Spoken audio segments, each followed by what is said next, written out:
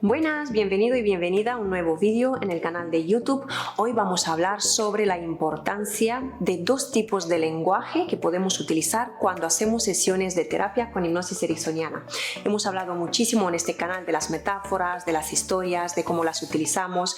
Hemos hablado incluso del vínculo terapéutico, de la posición del terapeuta, bueno, de un montón de material que podrás ver, pero hoy vamos a entrar como un poquito más a nadar, a bucear entre las palabras y vamos a ver que hay dos categorías o dos tipos de lenguaje o de palabras que podemos utilizar y veremos también qué utilidad tienen. Sobre todo me voy a centrar en una categoría en especial, así que quédate conmigo hasta el final del vídeo y vas a descubrir muchísimo contenido interesante. Espero que, por supuesto, si te ha gustado y te ha servido, aunque sea un poquito, que le des me gusta, que te suscribas y que lo compartas.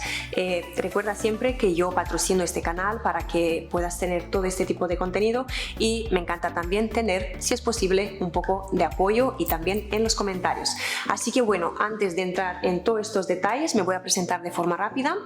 Mi nombre es Daniela Constantin, soy psicóloga, trabajo con hipnosis ericksoniana, tengo mi equipo de psicólogas y hacemos terapia online, presencial, pero también imparto cursos y enseño esta metodología a diferentes profesionales de la salud, del desarrollo personal, incluso coaches, terapeutas, enfermeros, osteópatas, fisioterapeutas. Menciono esto porque a veces se piensa que la hipnosis ericksoniana o el lenguaje ericksoniano lo pueden utilizar solo psicólogos, médicos y psiquiatras, y no es cierto. Cualquier profesional que trabaja en la consulta, que tiene unos clientes, puede hacer uso de este tipo de lenguaje. Así que bueno, ahora vamos al lío y vamos a ver el lenguaje. ¿Qué podemos hacer con el lenguaje? Bueno, antes de explicarte qué podemos hacer con el lenguaje y ponerte ejemplos, te voy a decir que normalmente cuando hacemos una hipnosis ericksoniana o cuando utilizamos simplemente un lenguaje conversacional, solemos utilizar una serie de palabras que tienen como una utilidad. Nosotros no elegimos de forma aleatoria estas palabras, sino que todas tienen un propósito, tienen un para qué. Entonces tenemos unas palabras o un lenguaje más específico que va muchísimo al detalle y unas palabras más genéricas o más vagas o más no específicas o más vacías, si quieres, y que ahí tienen también una utilidad importantísima. Entonces, vamos a ver cada una de estas categorías, vamos a ver las palabras que son como más vagas, que la persona puede divagar más, y luego veremos las específicas más al final de este vídeo. Entonces, vamos a ir con este lenguaje, como te decía hace 30 segundos, que se llaman palabras vacías o palabras no específicas o un lenguaje más genérico. ¿Qué es lo que hace y qué utilidad tiene en la consulta? Fíjate que este lenguaje es llamado, curiosamente, el lenguaje de los políticos, porque son palabras que no dicen gran cosa. Pero aunque no digan gran cosa, aunque parezcan que son palabras vacías, dicen muchísimo en la cabeza de la persona. ¿Por qué? Porque la persona hace una interpretación de aquello que escucha. Por esto, cuando miramos un debate político o cuando hay un discurso político y somos una multitud de personas, cada una entiende algo.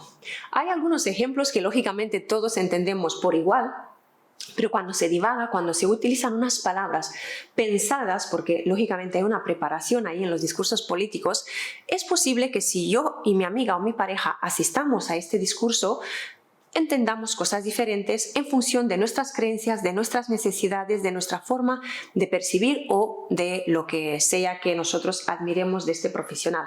Entonces, estas palabras las vamos a utilizar también en la hipnosis ericksoniana o en la consulta. No las palabras de los políticos, las palabras que nosotros como profesional, o sea, nosotros como profesionales elegimos para, por supuesto, ayudarle a la persona que tenga un cambio. O sea, le vamos a dar como unas herramientas, un algo, y que de esta forma la persona pueda hacer un clic. Así que el objetivo de estas palabras no específicas, un poco más genéricas, vacías, etc., es para que la persona pueda sacar su propio aprendizaje. Entonces, ¿qué es lo que ocurre? Bueno, pues voy a empezar a ir con más detalles.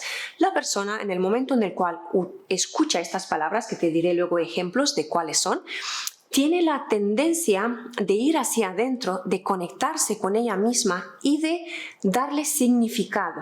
Porque claro, como yo no le estoy dando mucha información, la persona le va a dar significado, ¿sí? Es igual que si yo le digo a una amiga, nos vemos en la esquina.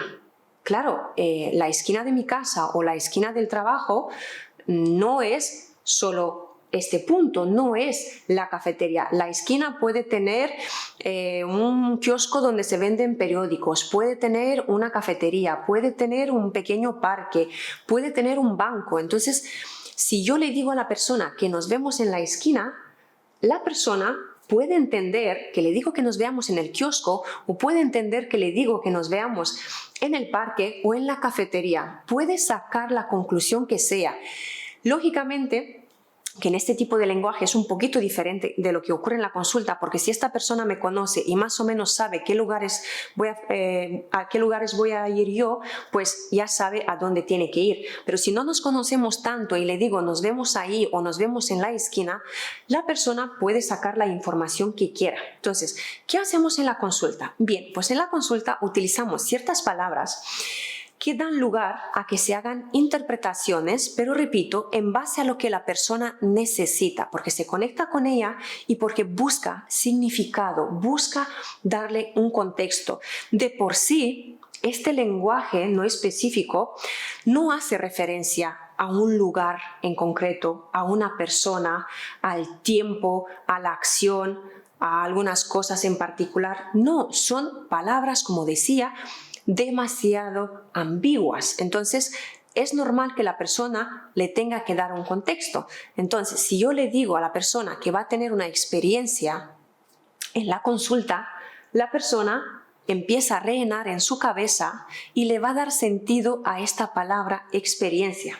Si yo le voy a decir que le van a llegar fácilmente diferentes imágenes o asociaciones, la persona, llegar fácilmente, le tendrá que poner un contexto. Entonces podrá pensar que le van a llegar fácilmente experiencias, emociones junto con estas imágenes. O sea, sí o sí tiene que añadirle algo más. Entonces, ¿qué palabras podemos utilizar y que tenga como objetivo justamente que la persona ponga de su experiencia y que busque incluso la propia meta? O sea, la persona busca la meta en relación con esto que le voy contando. Entonces puedo poner palabras como sabiduría, amor, experiencia, una situación en particular, puedo hablar de inteligencia, le puedo hablar de la respiración. Entonces lo utilizo en un contexto,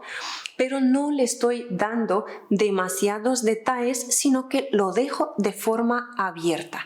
Entonces, de por sí, solo el lenguaje no es suficiente. Está claro que tengo que añadir alguna metáfora, alguna técnica, alguna prescripción, lo que sea, pero hace mucha fuerza en el cambio de una manera muy respetuosa, porque es la persona la que colabora para que se lleve a cabo esta asociación o para que se ponga en contacto con su meta. Entonces, ¿para qué ayuda este tipo de lenguaje? Aunque la palabra lenguaje no específico o palabras vacías tiene como una connotación más negativa, en realidad este lenguaje es muy positivo y ayuda a que la persona, por ejemplo, se permita a sí misma a conectar con la meta, o puede llegar a desbloquear ciertas dificultades que tiene, o le da a la persona la capacidad de decidir, le da a la persona mucha autonomía.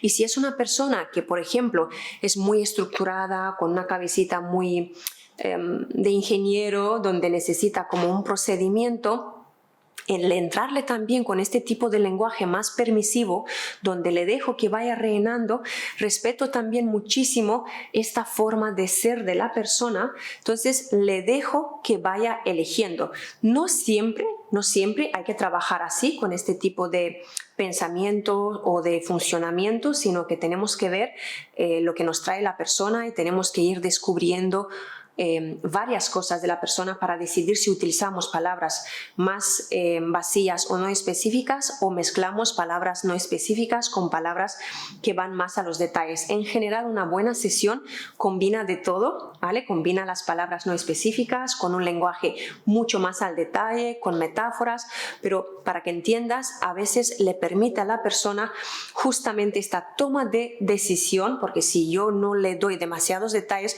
pues la persona se siente de alguna forma con la necesidad de rellenar y por lo tanto es ella la que toma la iniciativa y la ponemos en contacto justamente con esta toma de iniciativa si es una persona más bloqueada o más reservada o más congelada. Entonces, como puedes ver, tiene un montón de beneficios. Lo único que tenemos que saber en función de quién tenemos delante, si utilizamos en proporción alta este tipo de palabras o combinamos con la otra categoría de la que te hablé al inicio del vídeo, que tiene que ver con el lenguaje más específico. Entonces, este lenguaje más específico, si yo quiero transformar el lenguaje no específico en específico, empiezo a añadir detalles. Entonces, ¿te acuerdas el ejemplo de la experiencia? Si yo le digo a la persona que tiene una experiencia o le estoy hablando de un lugar